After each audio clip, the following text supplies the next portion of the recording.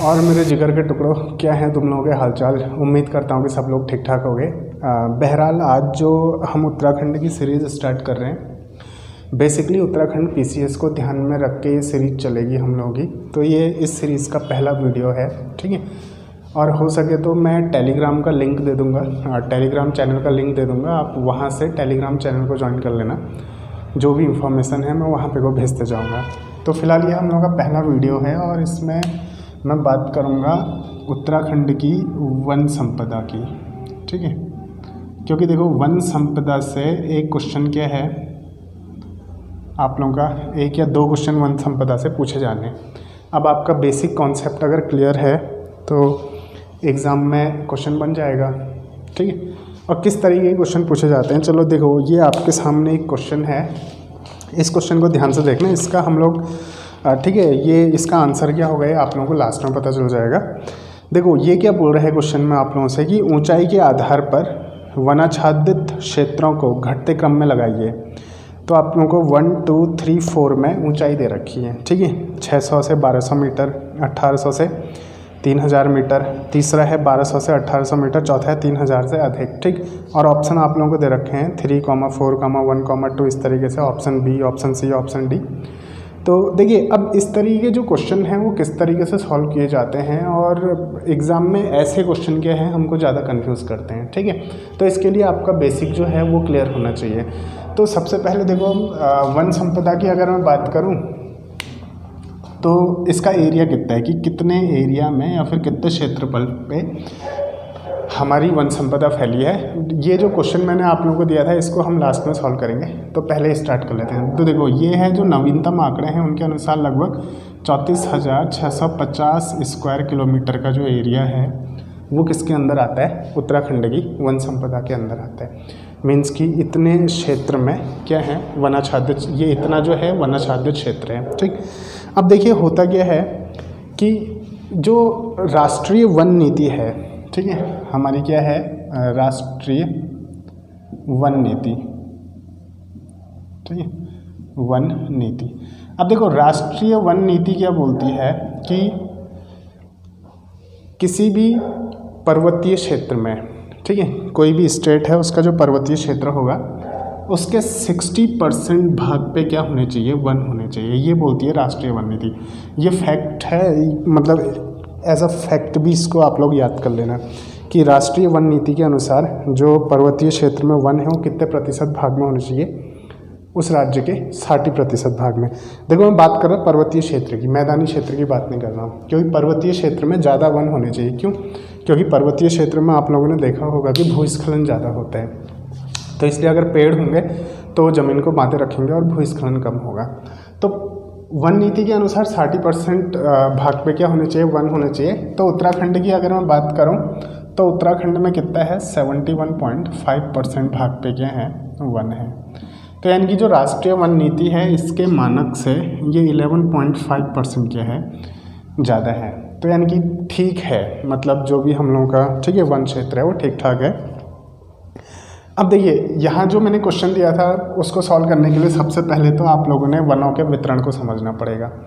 अब जो उत्तराखंड में वनों का वितरण है, ठीक है, वनों का वितरण, अब देखो किस तरीके से वन डिस्ट्रीब्यूट हैं, इसको आप लोगों ने समझना पड़ेगा। अब ये जो है ये ऊंचाई के अनुसार देखेंगे और मौसम के अनुसार देखेंगे, जो भी होता है। तो फिलहाल मैं यहाँ पे को कुछ इस तरीके से बनाता हूँ, ठीक है।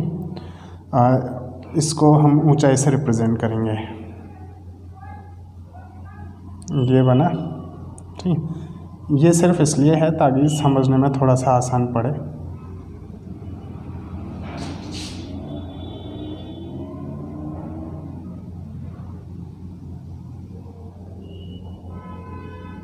ठीक। तो देखो, ऊंचाई के आधार पे जैसे इसको मैं मान लेता हूँ, सबसे पहले इसको मैं मान लेता हूँ 300 से 600 मीटर, ठीक है, 300 से 600 मीटर। साथ साथ इसका एक डायग्राम यहाँ पे को भी देखते जाओ।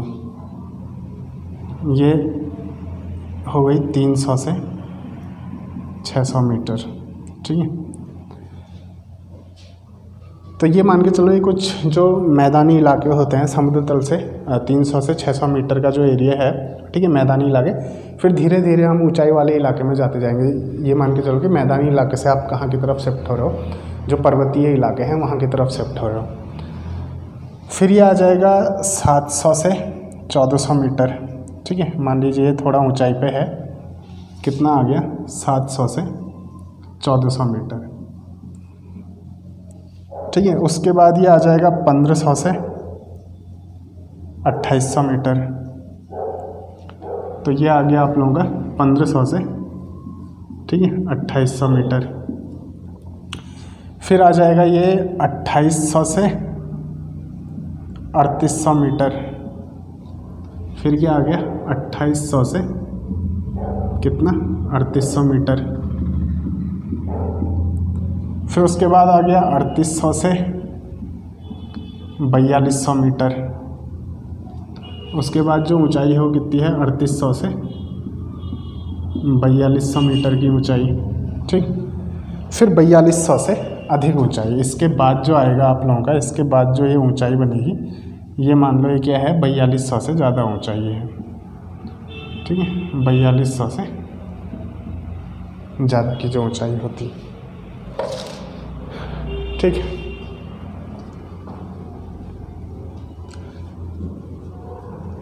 तो देखो इसमें है क्या, ये जो 300 से 600 मीटर की ऊंचाई पे जो वन पाए जाते हैं, ठीक है, कितना 300 से 600 मीटर की ऊंचाई पे ये जो वन होते हैं, अब मैं इसको यहाँ पे को लिख देता हूँ, 300 से 600 मीटर की ऊंचाई पे जो वन पाए जाते हैं, ये दरअसल होते हैं उष्ण कटिबंधीय पर्णपाती वन। उष्ण कटिबंधीय, ठीक है, पर्णपाती वन। ये कैसे वन होते हैं, उष्ण कटिबंधीय पर्णपाती वन होते हैं। अब इन वनों की कुछ विशेषता होगी, ठीक है। इन वनों में कुछ खास प्रकार के वृक्ष पाए जाएंगे, तो ये सारी चीज़ें हमने डिस्कस करनी है। अगर आपको पता है कि 300 से 600 मीटर की ऊंचाई पे उष्ण कटिबंधीय पर्णपाती वन होते हैं और इन वनों की खास बात अगर आपको पता है, तो आप प्रश्न को बड़ी आसानी से क्या कर सकते हैं, सॉल्व कर सकते हैं। इससे पहले जो आप लोगों का एक पीसीएस का एग्ज़ाम हुआ था, लोअर पीसीएस का, उसमें ठीक है क्वेश्चन पूछा गया था, जैसे आप लोगों को पेड़ दिए थे, ठीक है, साल हो गया, चीड़ का पेड़ हो गया, बांस का पेड़ हो गया, और क्या बोलते हैं कि देवदार, इस तरीके से, और पूछा था कि इनको ऊंचाई के आधार पे क्रम से लगाओ। तो ऐसे क्वेश्चन भी पूछे जाते हैं, तो आपको हल्का फुल्का इसका आइडिया होना चाहिए। तो देखो 300 से 600 मीटर की ऊंचाई पे जो वन बनेंगे वो कौन से वन बनेंगे, उष्ण कटिबंधीय पर्णपाती वन बनेंगे, ठीक।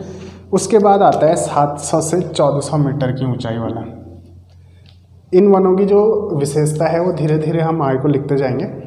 700 से 1400 मीटर की ऊंचाई पे जो वन पाए जाते हैं, ठीक है, ये वन होते हैं हिमालयी उपोष्ण चीड़ के वन। ये कौन से होते हैं, हिमालयी, ठीक है, उपोष्ण चीड़ के वन, चीड़ के वन। अब देखो पहले इन दोनों प्रकार के वनों की विशेषताओं के बारे में जान लेते हैं, फिर आगे को बढ़ते हैं, ठीक। तो देखो ये जो वन पाए जाते हैं आप लोगों के, ठीक है, उष्ण कटिबंधीय पर्णपाती वन। देखो इनके नाम से पता चल रहा है, पर्णपाती, पर्णपाती मतलब पतझड़ के टाइम पे क्या होगा, इनमें पत्ते गिर जाएंगे, ठीक हो गया। और ये जो वन हैं ये दरअसल क्या हैं, कम ऊंचाई में हैं। तो कम ऊंचाई यानी कि जो प्लेन एरियाज़ हैं, प्लेन एरियाज़ की तरफ ये वन पाए जा रहे हैं। तो ये कहाँ पाए जाते हैं, ये पाए जाते हैं आपके जो मध्य तराई भाबर वाला इलाका है, ठीक है, मध्य तराई भाबर वाले इलाके में ये वन पाए जाते हैं। एक मिनट में इसको मिटा देते हैं।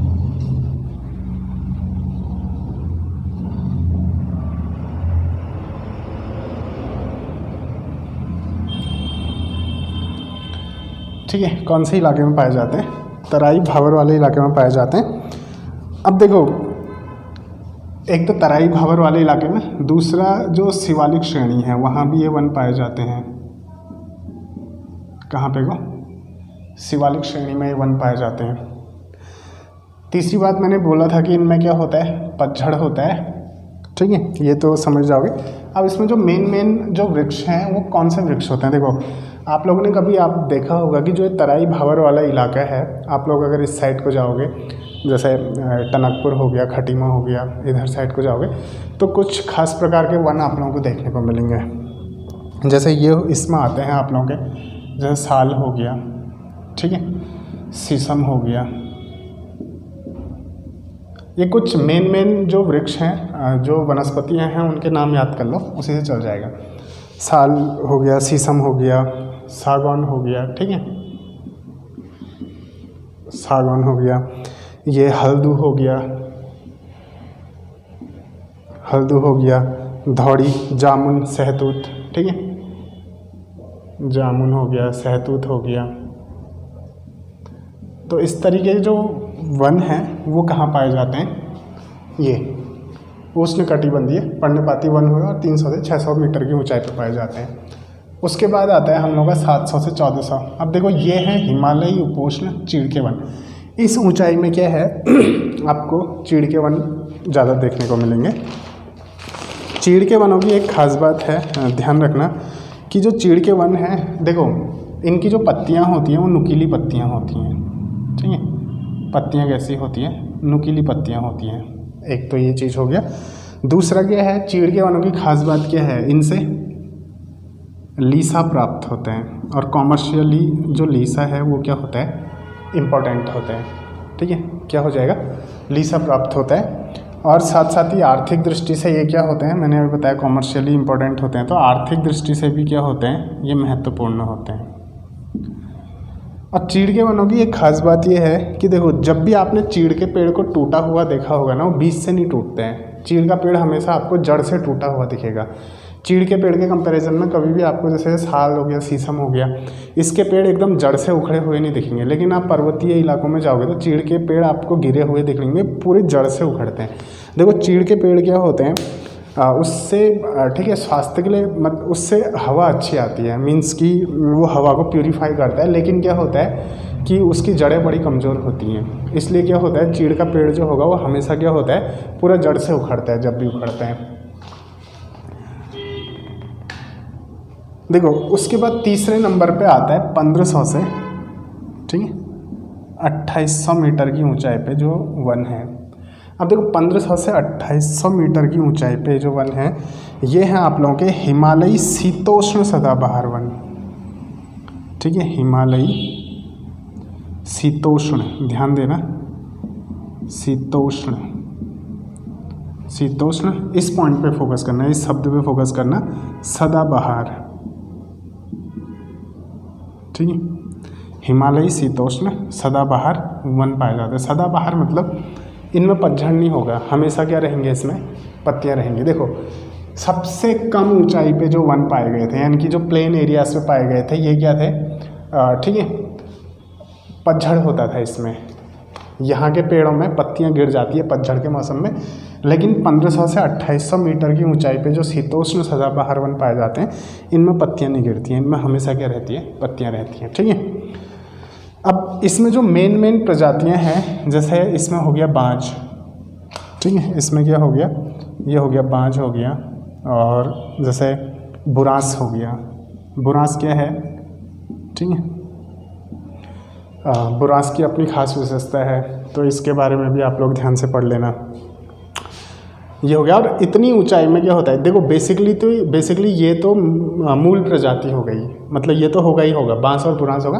कहीं कहीं पे कोई इस ऊंचाई में क्या होता है, जैसे देवदार के पेड़ भी पाए जाते हैं। हालांकि देवदार क्या होता है, इससे अधिक ऊंचाई पे पाए जाते हैं। जैसे आप अल्मोड़ा वगैरह जाओगे तो अल्मोड़ा में आपको दिखेंगे देवदार वगैरह के पेड़ दिखेंगे, क्योंकि वो थोड़ा सा ज़्यादा ऊंचाई पे। तो लेकिन यहाँ भी क्या होता है, देवदार वगैरह के पेड़ पाए जाते हैं, ठीक है, जैसे कुछ हद तक देवदार के भी पाए जाते हैं। कहीं पे को ठीक है, यूरिंडा के पेड़ भी पाए जाते हैं। हालांकि ये सब क्या हैं, ज़्यादा ऊंचाई पे उगने वाले हैं, लेकिन ये इतनी ऊंचाई में भी ये मिल जाएंगे आप लोगों को, ठीक। ये हो गया। इसके बाद जो आएगा ये आएगा 2800 से, ठीक है, 2800 से 3800 मीटर की ऊंचाई पे।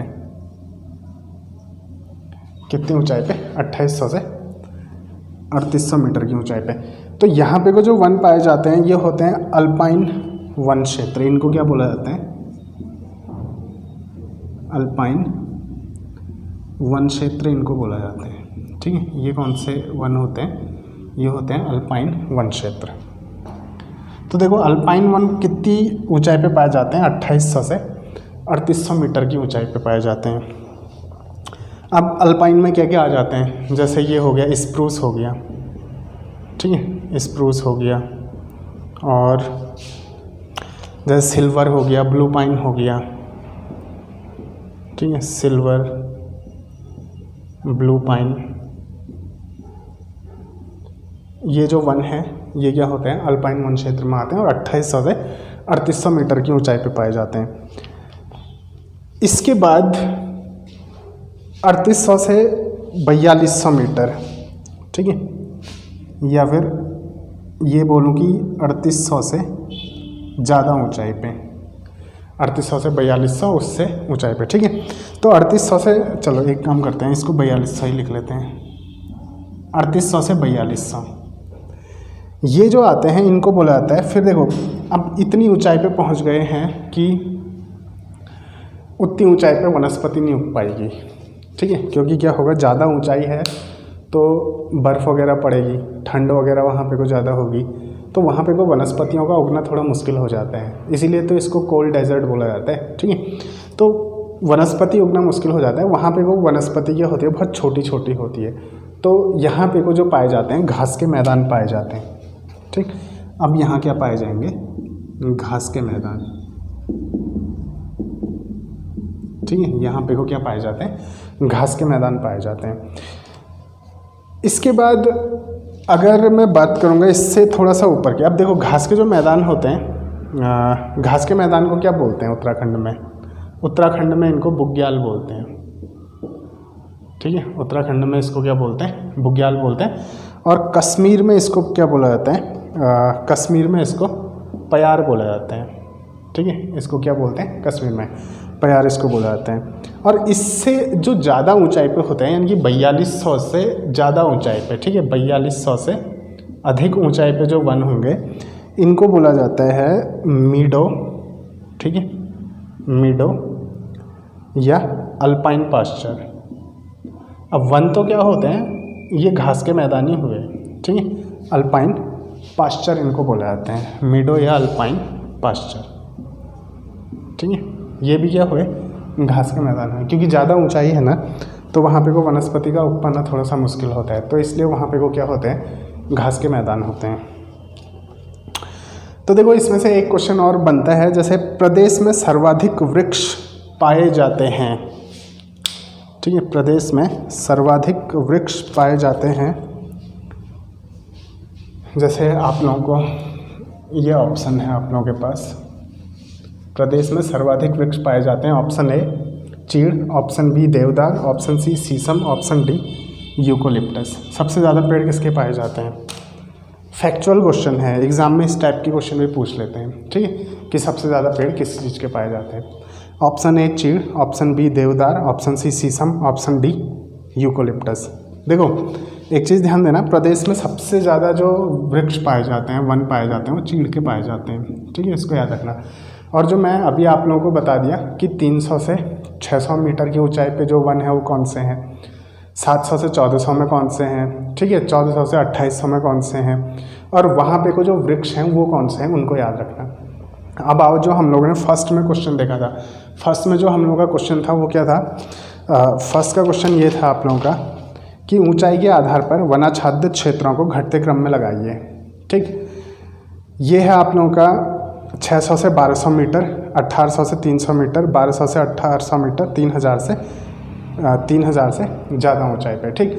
अब यहाँ पे को देखो, इसमें थोड़ा सा आप लोगों ने जो चीज़ याद करनी होगी, इसको देखना, इसका प्रतिशत आप लोगों ने याद करना होगा, और कौन से वृक्ष पाए जाते हैं, हल्का फुल्का ये याद रखोगे तो आपके क्वेश्चन सॉल्व हो जाएंगे। तो मैं एक बार इसका प्रतिशत यहाँ पे को लिख देता हूँ, ठीक। देखो एक चीज़ तो ध्यान देना, सबसे ज़्यादा ऊंचाई पे मैंने बोला कि वन नहीं है, वहाँ पे को क्या है, घास के मैदान है। तो सबसे कम जो वनाच्छादित क्षेत्र होगा वो कहाँ पे को होगा, सबसे ज़्यादा ऊंचाई पे। यानी कि क्वेश्चन के आधार पे अगर मैं देखूँ, देखो 3000 मीटर से अधिक ऊंचाई पे, ठीक है, 3000 मीटर से अधिक ऊंचाई पे सबसे कम वन क्षेत्र है, कितना है, केवल 7.5% है, क्योंकि यहाँ पे को वनस्पति नहीं है, बर्फ़ गिरती रहती है यहाँ पे को, ठीक। उसके बाद सबसे ज़्यादा जो वन पाए जाते हैं, जो मैंने बताया था, देखो सदाबहार जो वन थे हमारे वो 2800 के आसपास में आ रहे थे ना, 1400 से 2800 मीटर पे सदाबहार वन थे। तो सबसे ज़्यादा वन यहीं पे को पाए जाते हैं, यानी कि 1800 से 1400 से 2800 या 1800 से 3000 मीटर, लगभग बात एक ही है। इस ऊंचाई पे सबसे ज़्यादा वन पाए जाते हैं, 28.8%, ठीक है। फिर उसके बाद जो वन पाए जाते हैं वो 1200 से 1800 मीटर की ऊंचाई पे पाए जाते हैं, ये पाए जाते हैं 22.3%। ये फैक्ट आप लोग याद कर लेना, एग्ज़ाम में इससे क्वेश्चन सॉल्व हो जाएंगे। फिर आता है 600 से 1200 मीटर की ऊंचाई पे, ये पाए जाते हैं 16.3%, ठीक। तो अब आप लोगों का जो क्वेश्चन है वो सॉल्व हो जाएगा कि ऊंचाई के आधार पर वनाच्छादित क्षेत्रों को घटते क्रम में लगाइए। तो देखो सबसे ज़्यादा वन कहाँ पाए जाते हैं, 1800 से 3000 मीटर की ऊंचाई पे। जो इससे पहले हमने पढ़ा था उसके आधार पे ही बनेगा 1400 से 2800 मीटर की ऊंचाई पे।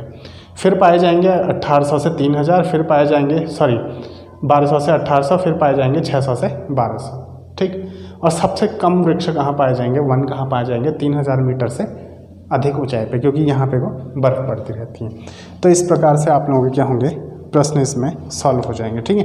ये फैक्ट और कुछ अदर जो फैक्ट हैं उन लोगों को आप लोग याद रखना, जैसे कि, ठीक है, कि हमारे हमारा जो राजकीय पुष्प है वो क्या है, वृक्ष है वो क्या है, ये सारी चीज़ें। अब ये तो कॉमन हो गया, आजकल इस टाइप के क्वेश्चन एग्जाम में पूछता भी नहीं है। तो फिलहाल आज के वीडियो में इसको यहीं पे को स्टॉप करते हैं। इसके आगे वन संपदा के आगे, वन संपदा में ही जो हम लोगों का इंक्लूड होगा वो होगा हम लोगों का उत्तराखंड की जो जड़ी बूटियाँ हैं उनसे संबंधित, ठीक है। तो ये 2 सेक्शन में आप लोगों का वन संपदा से रिलेटेड जो क्वेश्चन है वो पूरा होगा, और कुछ जो उत्तराखंड में, ठीक है, वनों से संबंधित नीतियाँ बनी या फिर देश में जो वनों से संबंधित नीतियाँ बनी उसके बारे में वो सब हम लोग अगले वीडियो में डिस्कस करेंगे। तो मिलते हैं अगले वीडियो में, धन्यवाद, नमस्कार।